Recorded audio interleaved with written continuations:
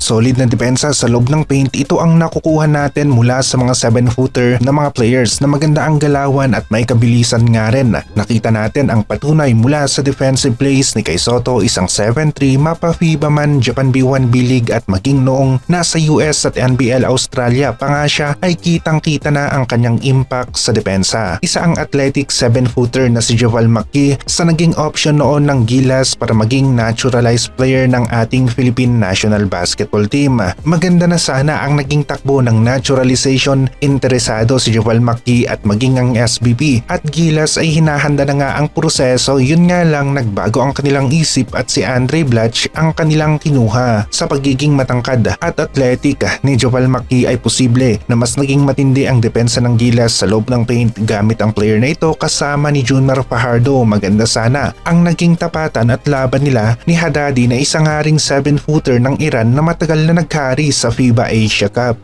Depensa ang isa sa pinakakailangan ng isang team sa larong basketball at kung matangkad at athletic ang nagbabantay sa loob ng paint ay madidinay ang ating mga kalaban at hindi sila magkakaroon ng easy basket sa shaded area. Posible nga na magaya ng Gilas ang Team France. Meron silang Wembanyama at Rudy Gobert at kung nagkaroon nga rin ng isa pang malakas na 7-footer ang Gilas kasama ni Kai Sotto ay masasabi natin na magiging malakas ang Gilas sa mga inside plays, mapa opensa at depensa at maging sa pagkuha ng rebound ay mas lalakas pa ang Gilas. QMB ang isa sa inaabangan ng mga Filipino basketball fans na posibleng makapagbigay ng magandang impact sa loob ng paint, mapa opensa man o depensa. Kitang-kita ng lahat na hindi maganda ang laro ng Gilas nung walang Kai Sotto sa sistema ni Coach Tim Cone at hindi nga rin gumana ang Junmar at AG Edo combo. Kung pagsasamahin ang record ng Gilas sa Doha International Cup na 1 win at 2 losses tapos yung 0 wins at 2 losses ng Gilas sa 13 final window ay 1 win at 4 losses ang Gilas sa kanilang last 5 games. Ito ay kung walang Kai. Aminado si CTC na isa si Kai sa merong vital role sa kanyang sistema. Nahubog niya ng gusto, binigyan niya ng oras para magamay ni Kai Sotto ang kanyang sistema at naging maganda ang resulta. Ang hindi lang talaga inaasahan ni Coach Tim Cone ay ang pagkakaroon ni Kai Sotto ng injury na maglalagay naman sa Gilas sa hindi magandang posisyon, ang pag-degrade ng kanilang laro na nagresulta nga sa mga talo. Hindi napapansin ng karamihan pero iba pa rin talaga ang impact ng height sa loob ng paint, mapa opensa man yan o depensa at maging sa pagkuha ng rebound at sa tamang sistema at kakampi. Ang height ay isang mabisang kasangkapan sa lineup na makapagbibigay ng malaking tulong para makuha ng isang team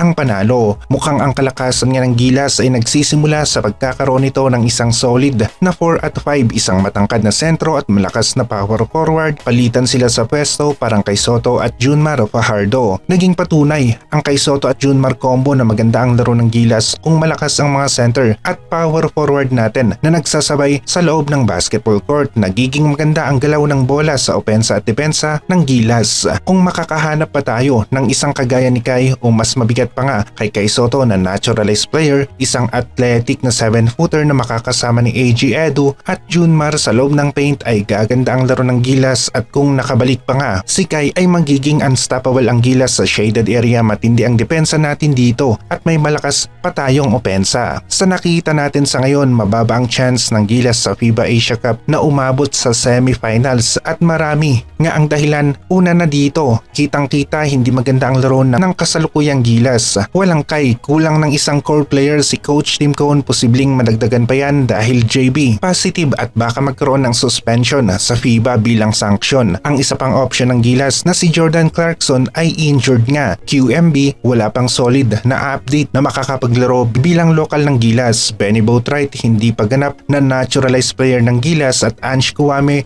lamang ang available sa ngayon. Mababa ang chance ng Gilas na umabot sa finals ng FIBA Asia Cup pero posible pa rin kahit na mababa lamang yung percentage o chance dahil sa depleted na lineup, injured ang mga players at nagpapagaling tapos nasabayan pa ng JB issue.